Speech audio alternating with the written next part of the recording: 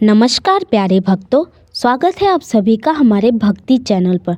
दोस्तों, आज हम आपको महाभारत काल के भगवान श्री कृष्ण के एक सच्चे भक्त की प्रसिद्ध और प्रेरणादायक कहानी सुनाने जा रहे हैं। कहते हैं, महाभारत में विदुर जी केवल राजा के मंत्री नहीं बल्कि धर्म और न्याय के प्रतीक थे। विदुर ने हमेशा सच्चाई और धर्म का पालन किया। जब पांडवों और कौरवों के बीच लड़ाई होने वाली थी, विदुर ने शांति और समझदारी से रास्ता सुझाया, लेकिन उन्होंने कभी राजसी लालच या डर से समझौता नहीं किया। इसीलिए उन्हें महात्मा विदुर कहा जाता है, जो धर्म के पथ पर अडिग रहे। महाभारत काल की बात है। हस्तिनापुर में एक महान ज्ञानी और महात्मा पुरुष रहते थे, महामंत्री विदुर। वे दासी पुत्र होने के कारण राजमहल में रहते हुए भी सादगी का जीवन जीते थे। उनके पास ना तो राजसी वैभव था और ना ही अहंकार, लेकिन उनके हृदय में भगवान श्री कृष्ण के प्रति निष्कलंक प्रेम था। विदुर जी प्रतिदिन श्री कृष्ण का स्मरण करते और कहते, प्रभु, आप ही मेरे सखा हैं, आप ही मेरे मार्गदर्शक हैं।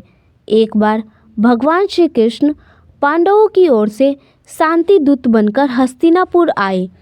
राजा धृतराष्ट्र और दुर्योधन ने उनका भव्य स्वागत किया। महलों में सोने चांदी के बर्तन सजे थे, राजसी भोग की तैयारी थी।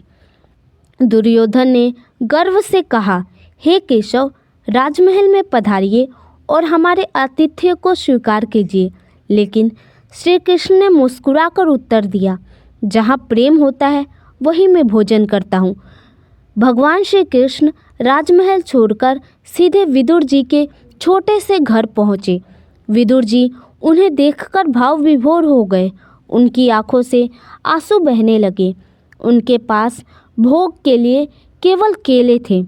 विदुर जी की पत्नी प्रेम में डूबी हुई थी।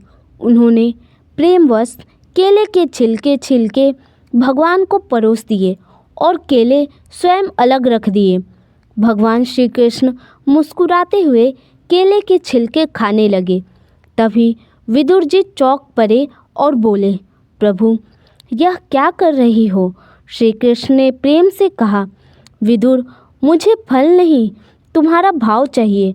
जहाँ प्रेम है वहीं अमृत है। राजमहल में भव्य भोजन तैयार था, लेकिन श्री कृष्ण ने वहाँ एक भी कण ग्रहण नहीं किया। उन्होंने विदुर जी के प्रेम को स्वीकार किया और यही सिद्ध किया कि भगवान भोग नहीं देखते, भाव देखते हैं। जहाँ अहंकार होता है वहाँ भगवान नहीं ठहरते, और जहाँ सच्ची भक्ति होती है वहाँ भगवान स्वयं दौड़े चले आते हैं। इस कथा से हमें यह शिक्षा मिलती है कि सच्ची भक्ति में आडंबर नहीं होता, प्रेम और श्रद्धा ही सबसे बड़ा प्रसाद है। भगवान श्री कृष्ण विदुर जैसे विनम्र भक्तों के हृदय में वास करते हैं। इसीलिए आज भी कहा जाता है, विदुर की झोपड़ी में कृष्ण है और दुर्योधन के महल में अहंकार। धन्यवाद दोस्तों, आपको ये कहानी कैसी लगी प्लीज़ कमेंट बॉक्स में ज़रूर बताइएगा। मिलते हैं अगली वीडियो में, तब तक के लिए धन्यवाद।